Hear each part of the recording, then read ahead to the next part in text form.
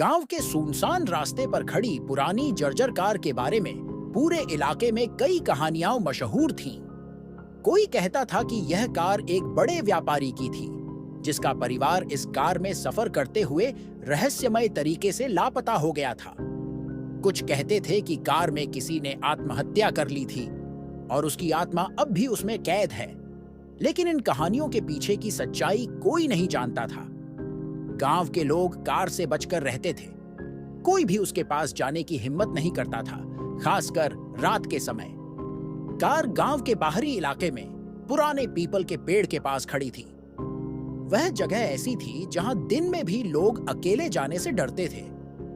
रवि, जो हाल ही में शहर से गांव लौटा था, इन सब बातों को मजाक समझता था।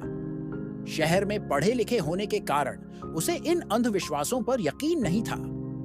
गांव के बुजुर्गों ने उसे कई बार चेतावनी दी, बेटा, उस कार के करीब मत जाना। जो भी उसके पास गया है वह कभी वापस नहीं लौटा। लेकिन रवि ने इसे गंभीरता से नहीं लिया।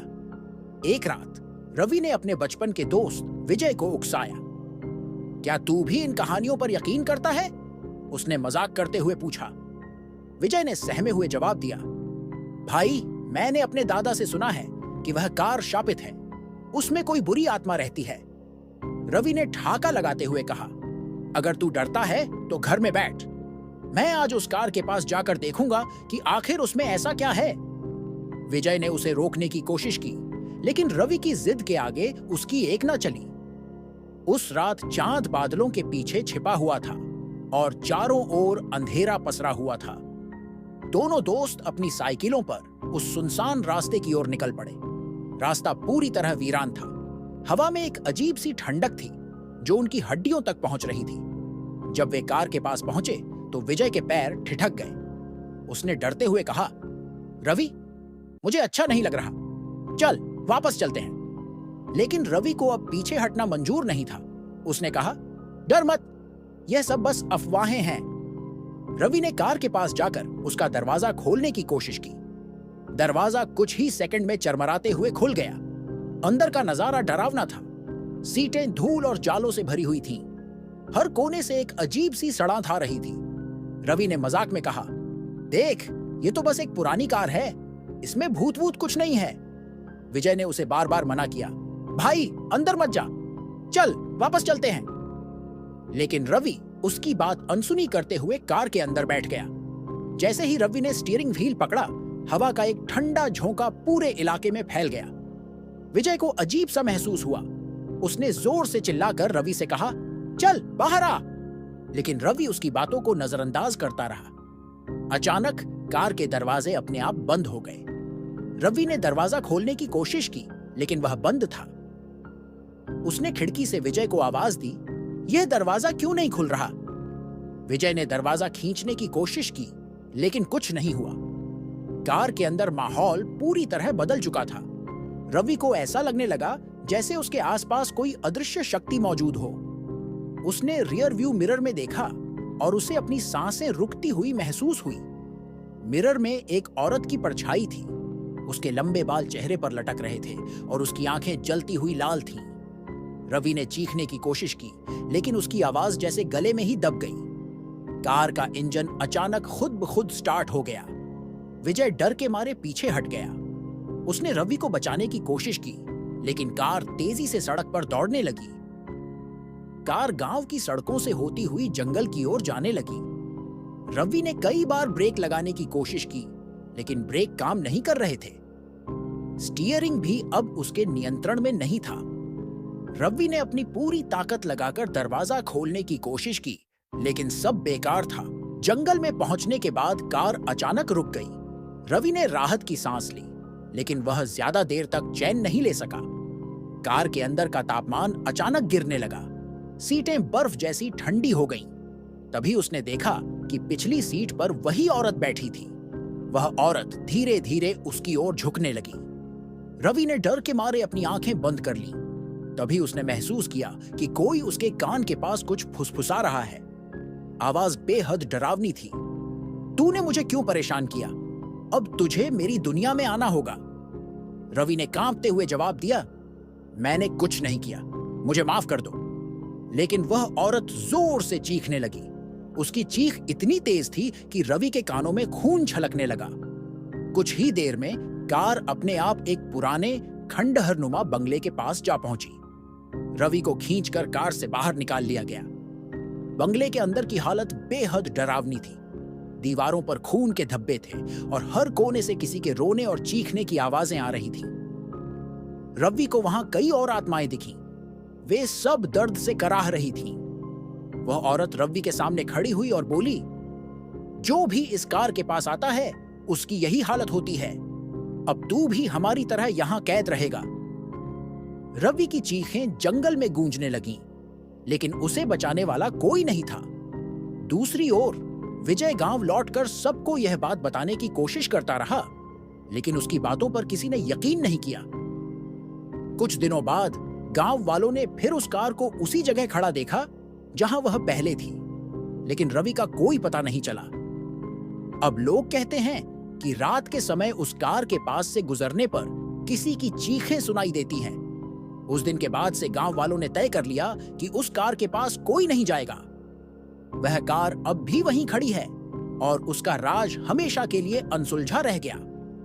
वह पुरानी जर्जर कार अब भी उसी जगह खड़ी थी, मानो किसी शिकार का इंतजार कर रही हो। गांव में उस घटना के बाद एक अजीब सा खौफ छा गया था। लोग उस रास्ते से गुजरने से भी डरने लगे थे। जो भी उस कार के बारे में बात करता, उसके चेहरे पर डर साफ झलकता था। रवि और विजय की कहानी पूरे गांव में फैल गई थी, लेकिन रवि का पता कभी नहीं चला। विजय ने जो देखा था वह उसके मन मस्तिष्क में घर कर गया था। उसने कई बार उस भयानक रात की बातें लोगों को बताने की कोशिश की, लेकिन हर बार उसकी आवाज कांप जाती और उसका चेहरा पीला पड़ जाता। गांव के बड़े बुजुर्गों ने विजय को सलाह दी कि वह इस घटना को भूलकर अपनी जिंदगी में आगे बढ़े, लेकिन विजय के लिए यह संभव नहीं था। विजय की नींद हर रात टूट जाती। वह अक्सर उस औरत के चेहरे की कल्पना करता जो रवि के साथ कार में दिखाई दी थी। कई बार उसे ऐसा लगता कि वह औरत अब भी उसके आसपास मंडरा रही है। एक रात विजय ने सपने में देखा कि रवि उसे बुला रहा है। वह सपना इतना सजीव था कि विजय को यकीन हो गया कि रवि अभी भी जिंदा है और किसी मुसीबत में फंसा हुआ है। विजय ने ठान लिया कि वह रवि को ढूंढेगा, चाहे उसे किसी भी खतरे का सामना करना पड़े। उसने गांव के कुछ नौजवानों को साथ चलने के लिए तैयार किया। उनमें से कुछ डर के कारण पीछे हट गए, लेकिन 3-4 लड़के जो विजय के करीबी दोस्त थे उसके साथ जाने को तैयार हो गए। अगले दिन विजय और उसके दोस्त सूरज ढलते ही उस कार के पास पहुंचे। उनके हाथों में टॉर्च और कुछ हथियार थे, लेकिन जैसे ही वे कार के करीब पहुंचे, हवा का माहौल बदलने लगा। अचानक ठंडी हवा चलने लगी और अजीब सी सिसकियों की आवाजें सुनाई देने लगीं।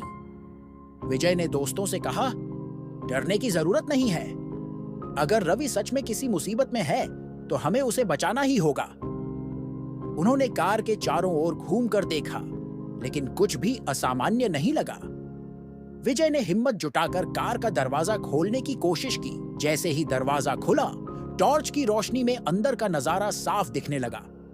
कार के अंदर की सीटें अब और भी खराब हालत में थीं। सीटों पर खून के धब्बे थे और अजीब सी गंध चारों ओर फैली हुई थी। विजय ने अंदर झांकते हुए देखा कि सीटों के नीचे कुछ हड्डियां पड़ी हुई थीं।